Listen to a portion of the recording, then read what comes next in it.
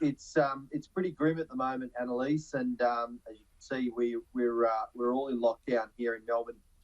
Look, it may go longer than 6 weeks. I think the Premier noted yesterday that he can't predict what will be the situation in three and a half weeks' time, and it depends on whether those numbers both stabilise and start to go down over the next week or two, and then you'll have a clearer picture. But it is actually very, very difficult for people in Melbourne now.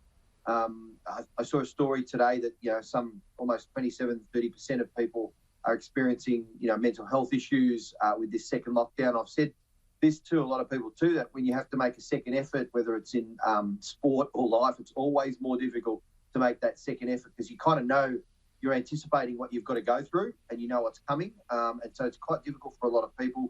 And of course, we're seeing some pretty grim news coming out of the aged care facilities as well.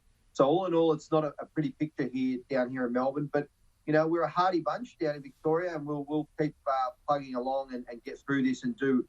I think hopefully the majority will do what is right, what is needed to suppress the virus down here, because it actually is completely linked to the rest of this country as well, and we're all in the same boat. We are all in this together, but I have to say I don't know a single person in Melbourne right now who's not finding this really tough. Trent Zimmerman, do you think it's unrealistic to expect Victorians to weather more than 6 weeks of this? Well, look, obviously the Victorian government will rely on health advice, I hope, for determining that, but it's hard to see that you'd be back down to very low levels of community transmission within the 3.5 weeks that are remaining. I suppose what is mildly encouraging is that we do seem to have seen the figures plateauing at below the 500 new transmissions a day mark. Obviously, the next few days will tell whether that's starting to come down or fingers crossed it doesn't, but going up further. But obviously, as Peter has said, we need Victoria back in action because it's such an important part of the national economy, and we want this to end as quickly as possible. But the point that I think the Prime Minister and Josh Frydenberg have also made is that the economic recovery will follow the health recovery, and that's why we have to focus on the health aspects of this first and foremost. Peter Quill, just before you mentioned there about the aged care facilities, that has been a really key announcement, really welcomed by a lot of medical experts that the federal government's taking the reins on this. Should it have happened sooner, though? Yeah, but firstly, I've got to thank a New South Welshman in Trent saying how important Victorians are. I really feel part of the Team Australia now, which is fantastic. You never hear people from New South Wales say that about us Mexicans down here in Victoria. So thank you, Trent. With the aged care facilities, it is a real problem. Obviously, the aged care system has had real problems even before COVID-19. Some have been arguing the system is broken, and COVID-19 has only exacerbated the problems, obviously, in the aged care system. I reached out to St Basil's in my own electorate, which now has 78 cases, a couple of weeks ago to offer support and assistance. And to the credit of the Federal Aged Care Minister, Richard Colbeck, he reached out to me and has briefed me on what the federal government is doing with respect to St Basil's in my electorate and trying to deal with that problem there. It is a real problem. A lot of people, family members, have had minimal, if any, communication about what's happening to their parents or grandparents in the facility, and it's a pretty tragic situation at the moment.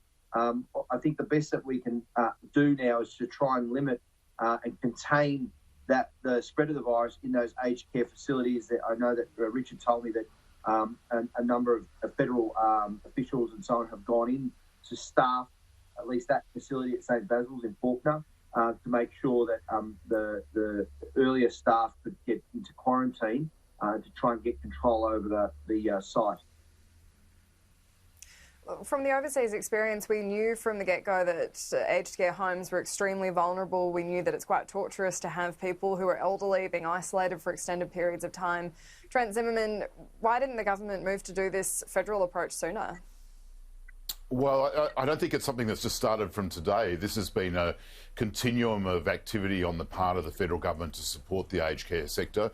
And obviously, as situations worsen, the level of activity has increased, particularly as we've seen the community transmission spread deteriorate so quickly in Victoria.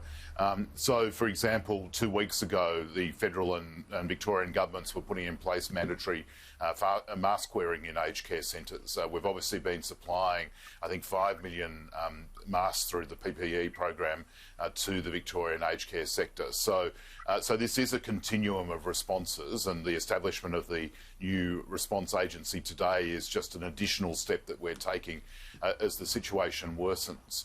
And I fear that we will see some increasingly grim news because of the lag with the virus.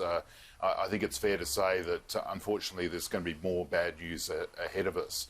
But I would also say that you can't underestimate how difficult this is, because I think it's at St Basil's in Peter's electorate where every staff member has had to effectively go into isolation because they've been deemed a close contact. So that's meant that the federal government, through its employment surge for nursing homes and aged care facilities, has had to help coordinate the replacement of every single staff member at that facility, which is quite extraordinary. And just finally, I wanted to touch on the latest move for the Black Lives Matter movement to organise this rally in Sydney. The court said it's too dangerous, weighing up their right to freedom of speech against the health advice. And police have been pretty upfront saying they're going to start fining protesters. Peter Khalil, is it appropriate to be having these rallies, not just the public health risk, but also the message it sends, ignoring what is the medical advice? Well, Annalise, I think people should follow the New South Wales government's advice with respect to their health advice and their medical advice. We're at a kind of a point now, as we're seeing in Victoria, where the virus can get out of control pretty quickly. And what we don't want to see is that happen in New South Wales. And I, as a Victorian, will say this, absolutely want my brothers and sisters in New South Wales to be safe as possible. I want to be able to visit friends and family up in Sydney as well. So we need to follow that medical advice from the state government and the federal government as well, the states and federal governments. Look, the BLM protest is an important protest movement. It shines a light on what is an ongoing issue that is at the core of this country, which is Indigenous dispossession and high rates of Indigenous incarceration.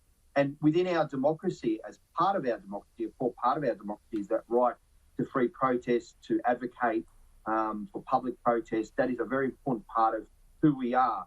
But in the context of the current pandemic, I think there could be ways the organisers could find to raise public awareness without having a rally in that way. They could do what we did, like, for example, on Anzac Day, where we all lit a candle at the front of our driveways and millions of people participated in that. There are ways to actually raise awareness of these issues even more broadly than you would with a rally down the middle of the Sydney CBD. And I would hope the organisers think about that creatively, particularly during this pandemic period. Yeah, Trent Zimmerman, do you feel the same? Is it just too much of a health risk to be having a rally like this at this moment? It is, and I would just simply say to the organisers, please don't reconsider, follow the health advice, because we're all being asked to make sacrifices during this pandemic. That includes seeing restrictions on what we all agree is a fundamental right to be able to protest, but it's just too dangerous at the moment. And you don't have a rally which is about saving lives by putting lives at risk, and that's what the consequence of these rallies could be in the current climate. So I would urge the organisers to continue your passion for whatever cause you believe in, but just for the moment, think about the rest of our community, the rest of our society, follow the health advice, which is not being given without real consideration as to the impact of these things. It's just too important to be playing games at this stage of the pandemic.